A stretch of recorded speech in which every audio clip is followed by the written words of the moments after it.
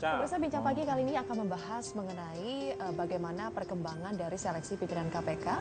Kemarin beberapa waktu yang lalu tim Pansel sudah mendatangi Kabarreskrim Polri dan mendapatkan jaminan dari Polri bahwa ini tidak akan nantinya pimpinan KPK tidak akan dipidanakan ketika melakukan pelanggaran sebelum ia menjabat. Ini akan kami bahas sejauh apa janji Polri ini bisa dipegang dan bagaimana untuk menghindari kita mendapat pimpinan KPK yang memiliki latar belakang masalah. Ini yang harus kita hindari pemirsa. Kami akan membahasnya, tetapi sebelum itu kita simak dulu informasi berikut ini.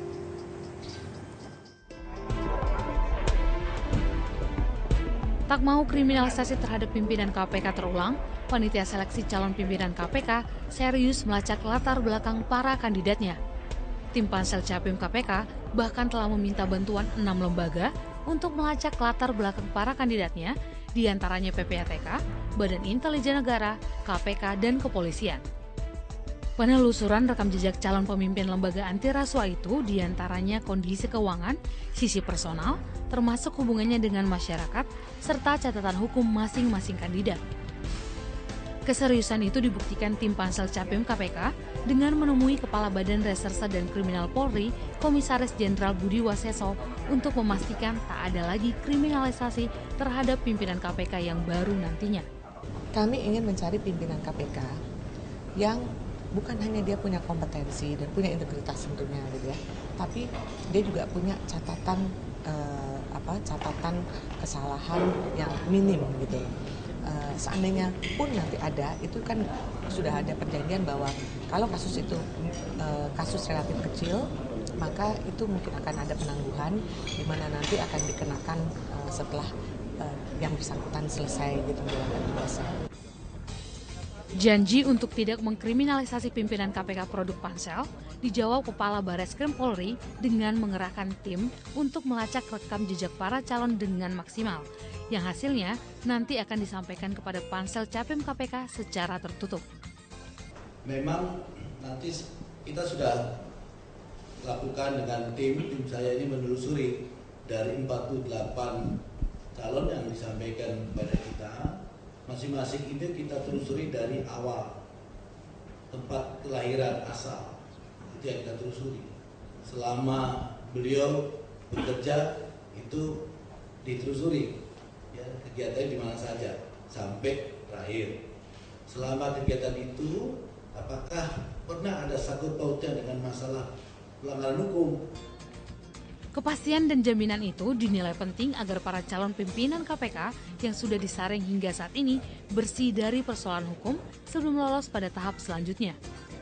Sebelumnya, Pansel Capim KPK telah mengumumkan 48 calon pimpinan KPK yang lolos pada seleksi tahap 2 yang nantinya akan mengikuti seleksi tahap ketiga. Para calon pimpinan KPK yang lolos itu memiliki latar belakang yang beragam, antara lain dari kalangan penegak hukum termasuk internal KPK, akademisi, advokat, lembaga negara, dan PNS, serta profesi lainnya. Tim Liputan Metro TV. Figur anti korupsi versus kriminalisasi, jaminan hukum pimpinan KPK baru telah menjadi topik pada hari ini. Pemirsa, saya langsung ke Ketua dari Pansel KPK dengan Ibu Desri. Bu Desri, jaminan hukum seperti apa sih yang dijanjikan oleh Polri? Ya, intinya memang kan kita Polri waktu mengatakan masalah clear and clean. Ya, memang kita tanya sejauh mana clear and clean. Kalau misalnya tiba-tiba terjadi ada satu kasus yang sudah lama kemudian diajukan kembali, itu bagaimana penanganannya? Sementara dari Polri sendiri kami sudah mendapatkan si Capim tersebut surat clear and clean dan jaminan bahwa mereka tidak terlibat dengan apakah masalah pidana ataupun masalah masalah hukum lainnya. Nah, jadi yang kami harapkan memang adalah satu jaminan bahwa saat si Capim itu menerima surat bahwa dia dinyatakan bersih, ya dia juga bersih gitu. Jangan sampai nanti tiba-tiba ada permasalahan yang lalu diungkit dan akhirnya seperti yang terjadi sekarang ini, jadi akhirnya yang bersangkutan kena masalah hukum sehingga dia menjadi tidak efektif untuk menjalankan tugasnya atau dia harus mengundurkan diri karena kan memang ada di pasal 32 Undang-Undang KPK memang ada satu statement bahwa kalau seorang pimpinan dia menjadi tersangka dalam satu kasus apapun, maka dia harus mengundurkan diri. Dan ini yang kami tidak mau karena tentunya fungsi dari pimpinan KPK itu ataupun KPK itu sendiri akhirnya tidak menjadi optimal dalam menjalankan tugasnya. Intinya clear and clean terhadap semua masalah ya, masalah hukum. Jadi tidak ada pelanggaran sama sekali, tidak ada catatan sama sekali. Iya. Baik yang kecil maupun yang besar. Ya itu yang kami harapkan, bahwa kalau misalnya kemudian ada tiba-tiba ada yang menyatakan bahwa ternyata dia tuh punya masalah gitu. Nah kami menganggap bahwa kenapa masalah itu nggak dibawa sebelumnya, ataupun seandainya misalnya ada masyarakat gitu ya, tiba-tiba masyarakat bilang dia tuh dulu ada masalah penipuan atau apapun gitu ya, itu juga kami berharap dari kepolisian ataupun dari kita semua bahwa kita komit di awal, karena even terhadap masyarakat pun kami sudah memberikan waktu yang panjang, bahwa kemudian terjadi ada suatu temuan baru dari masyarakat, ya kami berharap untuk prosesnya jangan dilakukan pada saat yang bersangkutan menjadi pimpinan. Kami berharap, kalau memang ada suatu masalah, ya proses itu bisa ditunda. Jadi setelah si pemimpin itu selesai menjalankan tugasnya, baru proses itu bisa dilakukan. Dengan catatan permasalahan itu adalah permasalahan yang sifatnya minor gitu. Nah, itu dia. Ada catatan permasalahannya bersifat minor. Permasalahan seperti apa yang bersifat minor, lingkupnya seperti apa, itu kan pasti membutuhkan pembahasan yang lebih jauh kan. Pak Agus, itu nanti akan seperti apa? Iya, gini ya Mbak, kita pertama-tama ucap terima kasih dulu kepada pansel pimpinan KPK yang telah datang ke Mabes Polri untuk mengkoordinasikan bagaimana langkah-langkah menyikapi kemungkinan nanti beliau-beliau apabila terpilih menjadi pimpinan KPK di masa yang akan datang. Nah memang permasalahan-permasalahan yang kita tangani, ada yang kasusnya sebelum beliau-beliau menjabat, atau mungkin pada saat beliau menjabat itu kan sudah dibahas juga mungkin oleh beliau dengan Pak Kabareskrim beberapa waktu yang lalu. Jaminan kita adalah apabila memang data itu betul-betul sudah kita miliki, sudah kita sampaikan, apalagi Pak Kabareskrim sudah menyampaikan secara langsung kepada tim pansel pada saat hadir, kita akan komit untuk melaksanakan itu.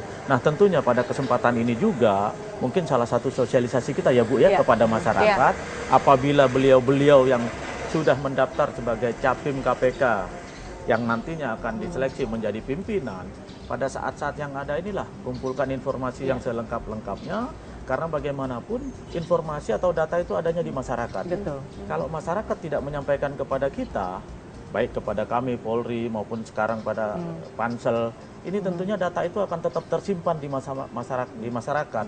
Kita khawatirnya nanti ya itu tadi kejadian pada saat beliau menjabat atau sudah makin mengecil, itu baru muncul. Kalau Nah, gitu ini kita sekalian berharap disosialisasikan bagaimana sih cara masyarakat harus melaporkannya? Oh iya, kalau untuk melaporan dari masyarakat itu sebenarnya sejak tanggal 4 Juli itu kami sudah membuka web khusus. Jadi di mana kita menerima semua segala masukan dari masyarakat, dan sejauh ini yang masuk udah puluhan ribu. Kalau kita lihat dari awal, websitenya adalah capimkpk.setnek.go.id. .setnek.go.id. Dan tapi memang itu kami sudah memberikan waktu 1 bulan ya. Jadi dari 4 Juli sampai 3 Agustus. Jadi kemarin sebenarnya sudah habis. Walaupun web itu sebenarnya masih aktif. Cuman memang kami ada cut off ya 1 bulan itu. Kemudian kami recap. Kami lihat apa saja yang menjadi concern dari masyarakat. Dan ini nanti akan kami sampaikan kepada trackers kita, karena nanti akan menjalankan rekam jejak ataupun tracking itu bukan hanya dari kepolisian. Kami mau coba balance. Yang pertama dari lembaga penegak hukum pemerintah, apakah kepolisian, apakah kejaksaan, kemudian BIN, kemudian ada KPK itu sendiri, kemudian Kementerian Keuangan dan PPATK, dan juga kami melibatkan masyarakat, yaitu civil society organization, yang dalam hal ini adalah kami minta dari ICW itu sebagai koordinatornya. Jadi itu supaya balance, Sylvia. Jadi nggak hanya dari sisi penegak hukum pemerintahan, tapi juga dari masyarakat. Dan ini yang memang kami harapkan dari masyarakat itu, bahwa mereka lebih proaktif untuk menyampaikan informasi-informasi. Pak Agus, Polri diminta untuk menelusuri rekam jejak 48 calon pimpinan KPK. Sejauh ini bagaimana hasilnya? Sudah ada belum yang ditemukan bermasalah? Ya karena komitmen awal itu untuk hasil yang kita miliki kita sampaikan kepada pansel, tentunya mohon maaf ya Mbak, kita tidak bisa terbuka kepada publik. Tentunya nanti hasil itu kita serahkan kepada pansel, dan sampai dengan saat ini tim masih bekerja terus berkoordinasi dengan teman-teman.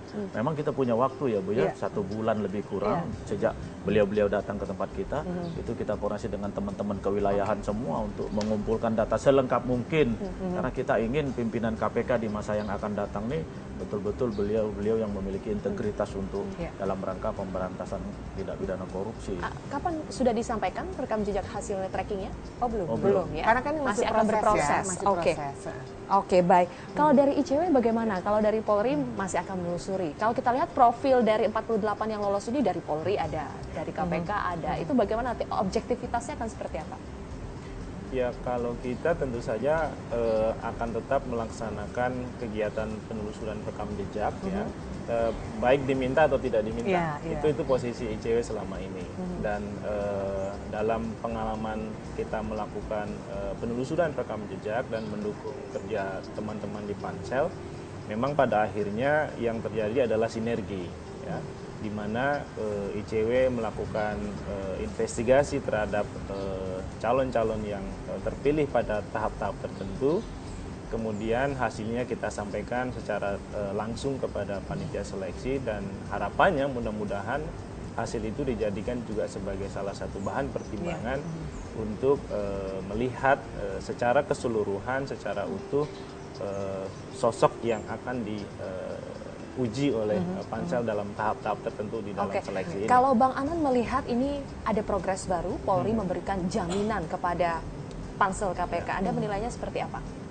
Ya, saya kira sebenarnya apa yang digagas oleh teman-teman di Pansel itu kan bagian dari apa yang disebut sebagai impunitas terbatas ya, pemberian impunitas terbatas pada pimpinan KPK untuk menghindari kejadian-kejadian yang sekarang ini dialami oleh pimpinan KPK.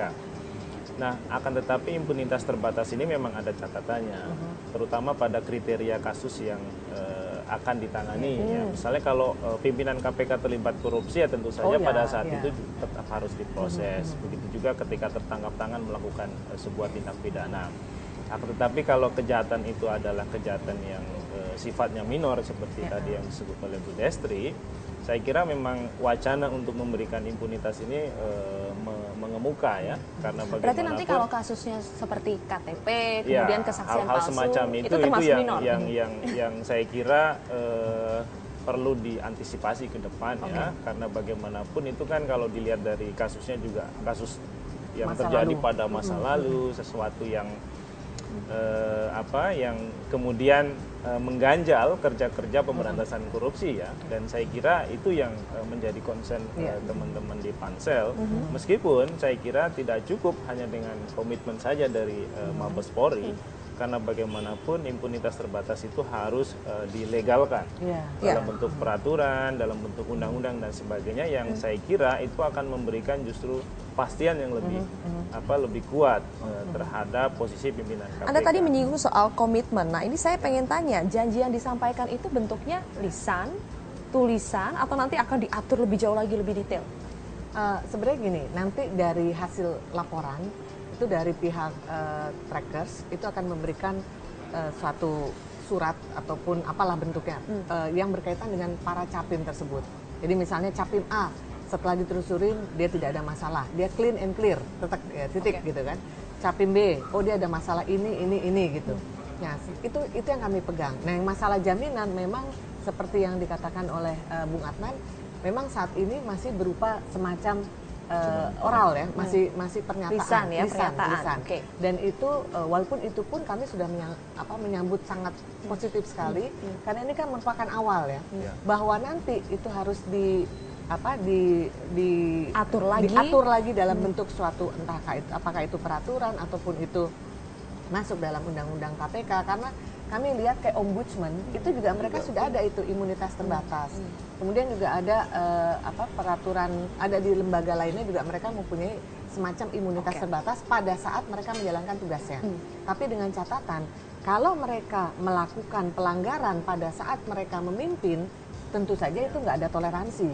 Dia harus pelanggaran apapun, mau yang minor, mau yang mayor. Nah, itu kami waktu itu lebih fokus pelanggaran yang sifatnya memang signifikan, seperti apakah itu korupsi, apakah itu OTT. Tapi buat kami juga event penipuan kecil pun pada saat dia menjadi pemimpin, ya itu saya rasa juga itu nggak etis juga gitu. Menarik untuk menggali lebih jauh seperti apa janji Polri ini, bagaimana seperti yang tadi Bung Anat sebutkan, kriteria yang harus dibicarakan dari awal, pelanggaran minor seperti apa yang bisa diproses dan tidak bisa diproses. Nanti kita akan sambung pemirsa usai jeda berikut, tetap bersama kami.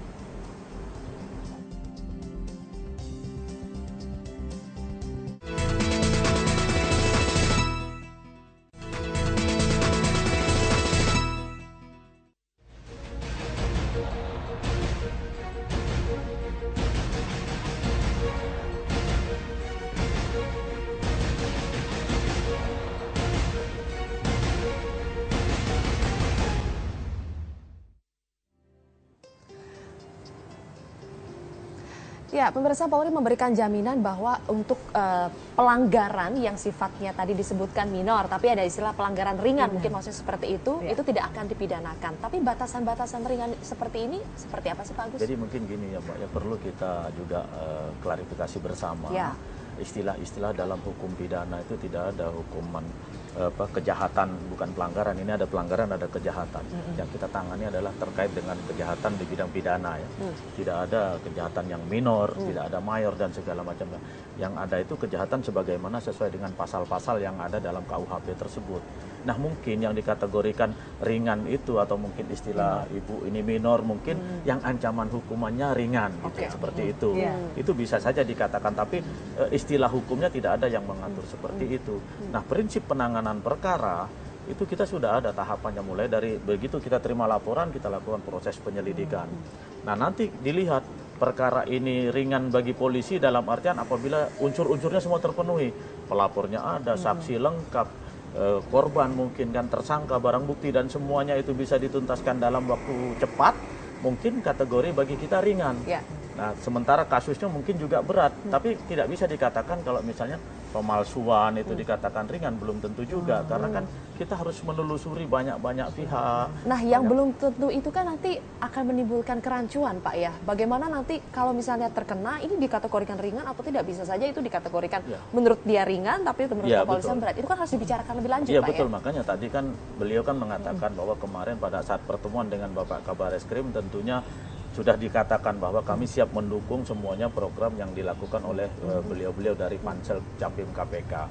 Nah, bentuknya seperti apa tentunya ini memang harus perlu ditindaklanjuti, karena pada saat itu kan beliau menyampaikan dengan kedatangan ini komitmen Polri untuk mendukung supaya memiliki nanti pimpinan KPK yang memiliki integritas sesuai dengan kriteria yang ditentukan. Nah, bentuknya seperti apa komitmen ini? Nah, tentunya nanti beliau-beliau yang akan membahas lebih lanjut apa sih bentuknya. Nah, kita akan tidak lanjuti seperti itu, Mbak. Oke, kalau dari ICW melihat seberapa penting sih komitmen yang sudah mulai direncanakan ini? Ya, saya kira ini kan sebuah inisiatif dan usaha ya yang memang menjadi penting dalam kacamata Pansel melihat pengalaman sebelumnya begitu. Bahwa kemudian ini juga harus menjadi concern politik Presiden, saya kira itu juga masuk di dalam bagian dari rencana-rencana ini. Hanya saja memang begitu kita bicara soal komitmen, ini kan kemudian bicara soal sesuatu yang sifatnya subjektif ya. Betul. Apa yang tadi disebut oleh Bu Destri dan teman-teman di Pansel dianggap ringan misalnya, belum tentu dianggap ringan oleh aparat kepolisian misalnya. Sehingga komitmen itu memang perlu dikonkretkan lebih jauh.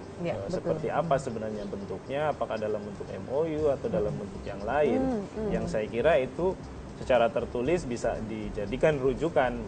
Karena kalau tidak, nanti ya bisa saja ada alasan-alasan lain yang bisa digunakan untuk tetap menjerat pimpinan KPK misalnya. Itu kan sesuatu yang karena sifatnya sangat fleksibel, sangat subjektif, sehingga ukuran-ukurannya menjadi juga tidak jelas gitu. Nah, saya kira itulah yang saya kira menjadi concern sekarang, bagaimana mendefinisikan apa yang disebut sebagai pidana ringan misalnya, pidana berat dan seterusnya. Kalau di dalam konteks impunitas terbatas, memang hanya ada beberapa kejahatan besar yang wajib diproses ketika pimpinan KPK atau pimpinan lembaga negara misalnya itu diproses. Pertama adalah korupsi, kemudian tertangkap tangan, yang ketiga adalah narkotika, dan terorisme. Nah, itu beberapa kejahatan yang dianggap sebagai kejahatan besar ya. Di luar itu yang kemudian diminta untuk menunda sampai proses sampai ketika mereka menjabat selesai itu baru bisa. Kalau tadi Anda sebutkan soal impunitas terbatas, kita lihat lembaga-lembaga lain sudah seperti Ombudsman. Ini menurut Anda harus didorong lebih jauh lagi tidak, supaya benar-benar ada regulasinya, undang-undangnya? Ya, itu yang saya sebut tadi sebagai concern politik Presiden maupun DPR ya. Kalau memang kita punya cara pandang yang sama melihat bagaimana KPK ini harus memang tetap didorong sebagai lembaga anti korupsi yang kredibel. Nah, saya kemarin ketemu Pak Johan misalnya, Johan Budi di Manila ya, di Filipina, negara yang cukup jauh dari Indonesia, mereka benar-benar menginginkan KPK-nya Manila itu seperti KPK Indonesia misalnya. Artinya apa yang dilakukan oleh KPK di sini itu dilihat oleh banyak negara, banyak orang, dan itu menjadi rujukan. Nah, saya kira tentunya kita patut berbangga dengan itu gitu. Sesuatu yang kita jarang mendapatkannya di saat Indonesia misalnya tingkat korupsinya terus terpuruk, tapi pada saat yang sama kita punya lembaga yang dijadikan rujukan oleh banyak negara. Kalau dari tim Pansel, apakah akan mendorong ini lebih jauh hingga ke Presiden misalnya, bahwa ini adalah awal yang baik, komitmen ini, tapi kita butuh yang lebih lagi dari itu. Apakah Pansel akan mendorongnya lebih jauh? Oh ya, itu pasti. Karena sebenarnya gini, pada saat kami terbentuk, terus kemudian kami mempelajari situasi KPK yang terjadi saat ini, yang terjadi belakangan lah ya. Kemudian memang kami di Pansel sepakat kayaknya kita harus punya suatu terobosan. Kita harus coba approach kepada seluruh penegak hukum, di mana mereka komit bersama-sama, ayo kita mulai menggiatkan kembali KPK, kita kembalikan marwahnya dan sebagainya. Dan juga upaya-upaya yang seperti orang-orang katakan kriminalisasi itu harus kita hentikan. Makanya di awal kami melakukan semacam roadshow gitu ya. Kami datang ke Kapolri, kami datang ke Kejaksaan, kami datang ke PPATK dan seterusnya, dalam rangka untuk mendapat dukungan bahwa KPK ini menjadi concern kita bersama gitu ya. Jadi kami memang sangat mengharapkan dukungan dari para lembaga penegak hukum lainnya. Dan mereka pada saat itu komit. Bahkan mereka juga nggak keberatan seandainya pun nanti harus ada suatu semacam MOU atau apapun gitu yang berkaitan bagaimana untuk membuat efektivitas KPK ini berjalan, termasuk yang waktu masalah kriminalisasi. Makanya kemudian ini terus bergulir dan ini memang sudah kami sampaikan kepada Pak Presiden, kami sampaikan kepada Setnek lah ya, ada hasil temuan kami dan usulan kami semacam ini, dan memang kami sekarang sedang menunggu respon. Tapi intinya Presiden sangat mendukung sekali, dan karena pada saat kami bertemu dengan Presiden juga beliau menyatakan bahwa KPK ini menjadi lembaga yang penting gitu, karena dia di garda terdepan juga untuk pemberantasan korupsi tadi, sehingga komitmen dari pemerintah itu akan sangat besar. Nah, saya juga berpegang dari pernyataan beliau seperti itu, dan memang akhirnya saya mengharapkan bahwa harus ada dukungan dari pemerintah dalam hal ini, apakah memformalkan masalah yang tadi kita bicarakan bersama, masalah imunitas terbatas atau apapun untuk pimpinan KPK selama dia menjalankan tugasnya. Oke, karena itu berarti personil-personil nanti yang ada dalam tahap seleksi ini juga menjadi penting sekali penelusuran rekam jejak ya. Saya ingin tanya ke polisi nih Pak Agus. Banyak orang yang mempertanyakan dan ada prejudice gitu ya. Dari anggota yang masuk ini, Capim yang masuk ini ada anggota Polri. Banyak yang mempertanyakan apakah ini adalah titipan supaya nantinya bisa dilakukan hal-hal serupa seperti yang sekarang ini. Gimana Pak Agus menjawabnya? Ya memang saya suka pertanyaan seperti ini, yang cenderung diskriminatif. Tendensius ya. Tendensius. Mengklarifikasi mungkin Pak. begini, ya perlu kita juga pahami juga istilah-istilah yang kita gunakan. Sering digunakan oleh kita dalam membahas ataupun menyampaikan sesuatu, termasuk juga oleh pakar-pakar. Istilah kriminalisasi ini yang sebetulnya harus kita hilangkan, perkataan-perkataan istilah seperti ini. Karena apa? Itu dalam KUHP pasal 1 itu dikatakan tidak ada suatu perbuatan dapat dipidana sebelum undang-undangnya dikeluarkan. Nah, itulah yang kriminalisasi di situ. Misalnya dulu belum ada pembunuhan dihukum, nah begitu keluar KUHP berarti sudah bisa dijadikan suatu pasal pelanggaran dalam KUHP itu. Nah, kalau ada seseorang yang diduga melakukan suatu tindak pidana terus kita proses, itu bukan kriminalisasi. Kecuali misalnya mengada-ada, permasalahan itu mengada-ada, itu pelanggaran hukum, khususnya bagi Polri sendiri. Nah, itu tidak ada. Kalau dicari-cari gimana Pak? Kenapa? Kalau permasalahannya dicari-cari. Untuk apa polisi mencari-cari? Pekerjaan polisi sudah sangat banyak, Mbak. Sudah sangat banyak. Untuk apa mencari? Nah, sekarang misalnya Mbak Silvi punya masalah, dilaporkan ke polisi. Yang mencari-cari polisi atau Mbak? Kan kebalikannya gitu kan? Nah, sekarang itulah, kita proses. Kalau tepat dengan momen-momen tertentu? Enggak, itulah makanya kita menangani perkara itu sesuai dengan mekanisme yang ada. momen-momen tertentu misalnya sekarang oke lah kita nih berarti ini mengarahnya kepada polisi nih Mas. Momen tertentu ya. Saya harus mengklarifikasi kan Pak ini. Tapi tolong durasinya jangan dipotong gitu supaya selesai kan gitu kan. Memang ya kasus ini yang sekarang ini lagi banyak akhirnya muncul kata-kata kriminalisasi. Momen itu bagi masyarakat saat inilah tepatnya. Selama ini masyarakat tidak pernah membuat laporan terkait dengan pimpinan KPK lah khususnya pada saat itu ya beliau-beliau yang menjabat pimpinan KPK.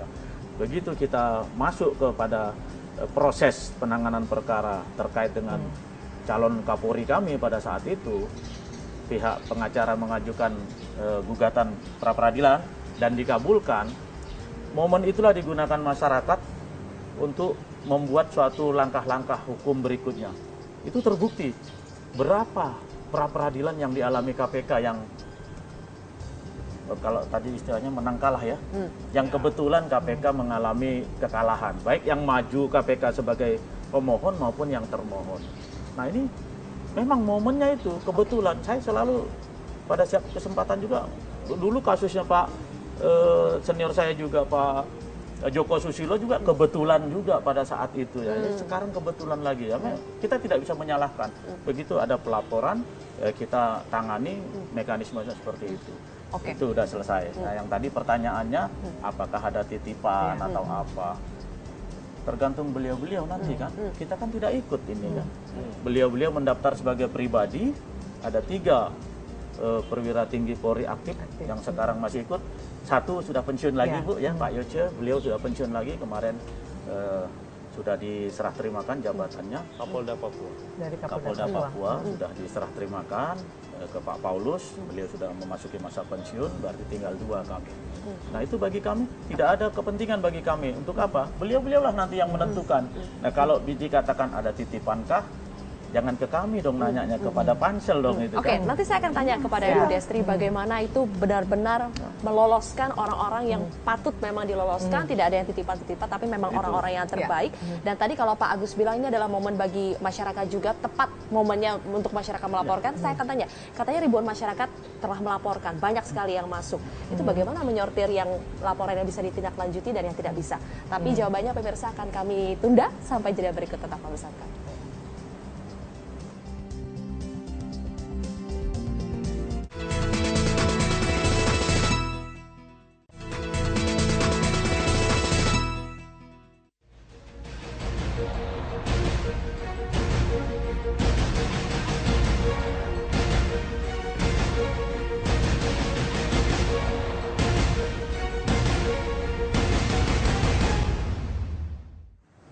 Kembali lagi di Bincang Pagi, pemirsa. Bu Destri menindaklanjuti pertanyaan saya tadi. Capim yang lolos ini banyak berasal dari 3 institusi, Polri, Kejaksaan, KPK. Bagaimana menghilangkan kesan ini adanya titip-titipan? Dari awal ini kami selalu sudah mengeluarkan satu statement dan juga sudah berprinsip bahwa siapapun yang mendaftar ini adalah bebas, karena sepanjang dia warga negara Indonesia, umurnya 40-65 dan seterusnya, pokoknya memenuhi persyaratan yang sesuai dengan undang-undang, maka dia bebas untuk mendaftar. Nah, bahwa yang bersangkutan dia punya bekerja di suatu institusi tertentu atau perusahaan tertentu itu urusan lain. Karena kemudian kami membuat suatu surat pernyataan yang harus ditandatangani oleh mereka, bahwa setelah mereka kepilih menjadi pimpinan, mereka harus lepas itu jabatannya, bajunya dan sebagainya, dan mereka hanya fokus kepada KPK, pemberantasan korupsi, dan itu sudah dibuat satu dalam bentuk surat pernyataan.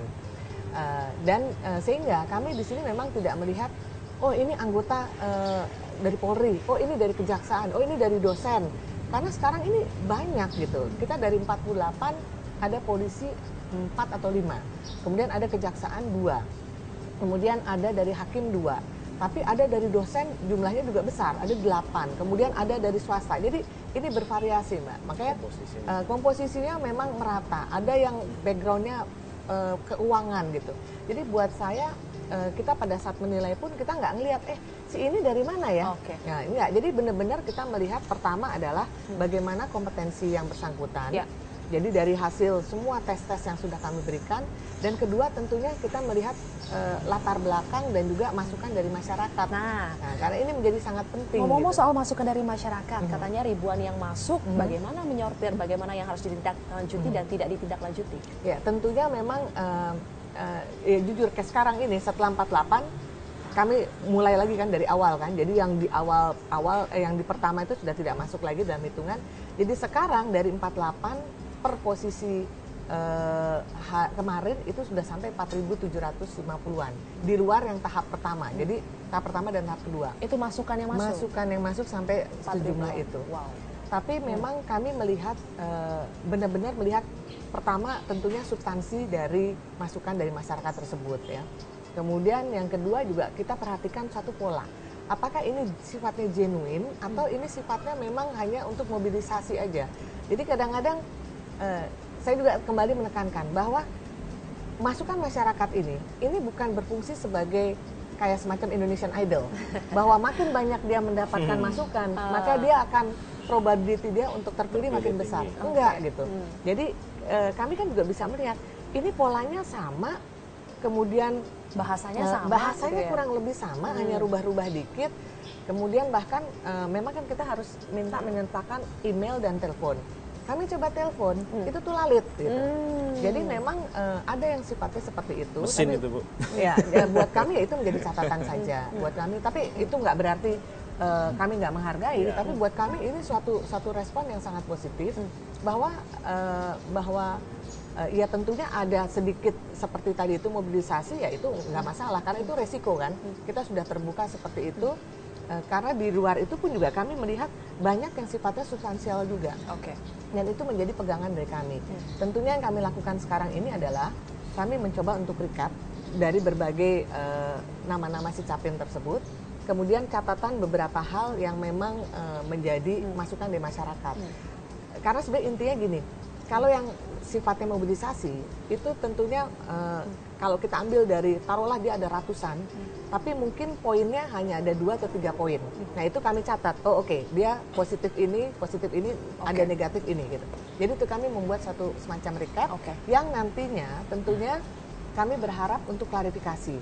Kami bisa minta tolong dari teman-teman dari CSO atau kami juga bisa minta tolong dari lembaga instansi lainnya yang memang melakukan tracking. Saya ingin tanya ke ICW, data seperti apa sih yang nantinya ICW akan sajikan sejauh ini dari 48 ini?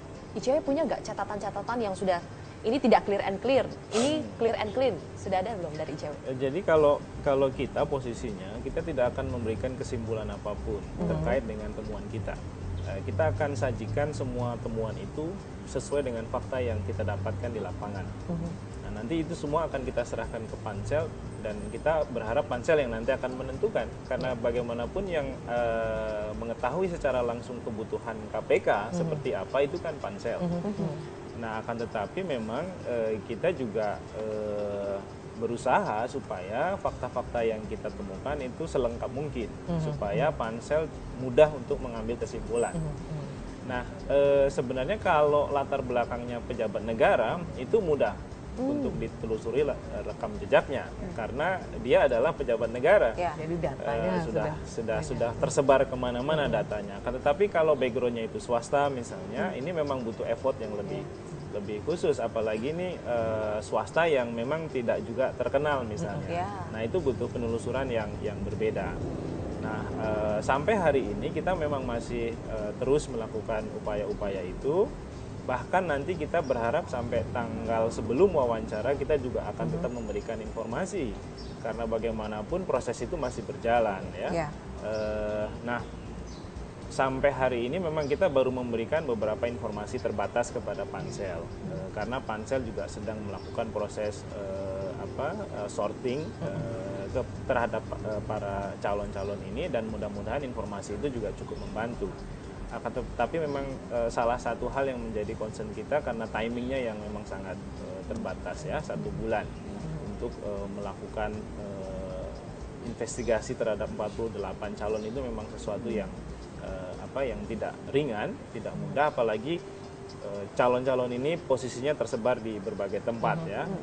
ada yang di Jawa, ada yang di luar Jawa. Nah ini yang juga membutuhkan komunikasi yang lebih intens juga dengan teman-teman kita di masing-masing itu. Baik, kita akan jeda terlebih dahulu. Nanti di segmen terakhir saya akan tanya ini soal hubungan kelembagaan. Selama ini hubungan lembaga antara KPK dengan lembaga penegak hukum lainnya sering dikaitkan atau disebut tidak harmonis. Bagaimana dalam tahap seleksi ini kita bisa menyelesaikan soal hubungan lembaga itu? Masih ada satu seleksi kan ya, wawancara mendalam tahap terakhir ya. Nanti kita akan bahas, pemirsa, kita harus jeda terlebih dahulu.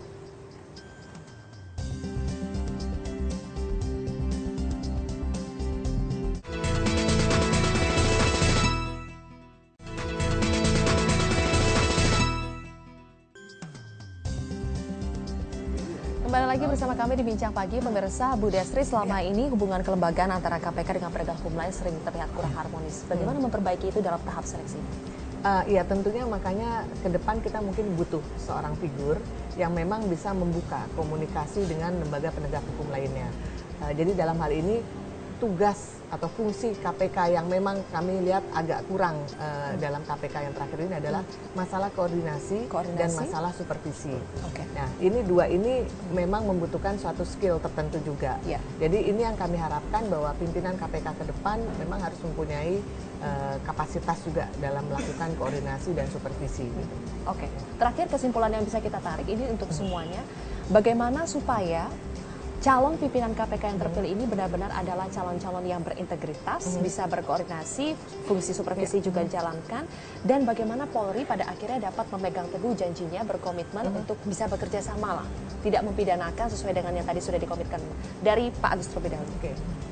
Ya, tentunya pada kesempatan ini kita berikan seluas-luasnya momen ini kepada tim Pansel untuk bisa melahirkan para pimpinan KPK nantinya yang ke depan. Tentunya kita harapkan yang kredibel, betul-betul mampu melaksanakan tugasnya sesuai dengan perintah undang-undang. Ya, jangan lupa di situ banyak instansi-instansi lain, polisi khususnya dan juga kejaksaan, dan Polri secara struktural kelembagaan tidak pernah punya masalah dengan KPK. Hanya kebetulan orang-orang yang ada di dalamnya yang terkait dengan permasalahan sesuai dengan penanganan kasus dari masing-masing instansi.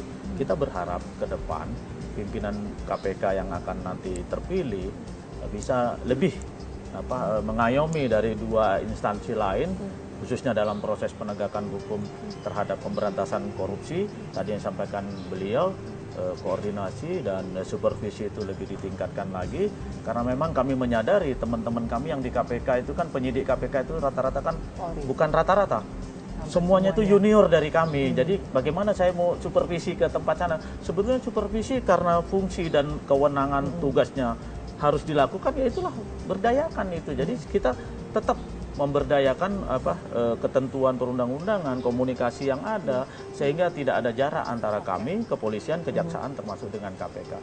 Kita komitmen bersama, pemberantasan korupsi adalah merupakan tanggung jawab kita semua. Komitmen pimpinan negara ini juga sudah jelas. Kita saling bahu-membahu, saling bersinergi. Mudah-mudahan para koruptor ke depan lebih ngeri lagi dengan kekuatan para aparat penegak hukum. Bisa tidak Pak, di forum ini ada komitmen juga, kalaupun nanti dari KPK menyidik dari anggota kepolisian ataupun sebaliknya, ini tetap harmonis hubungan kedua lembaga negara ini, tidak seperti yang terlihat saat ini? Yang terlihat kan Mbak Selvi saja. Kami sudah dua kasus melibatkan pimpinan kami sudah siap menyerahkan sepenuhnya.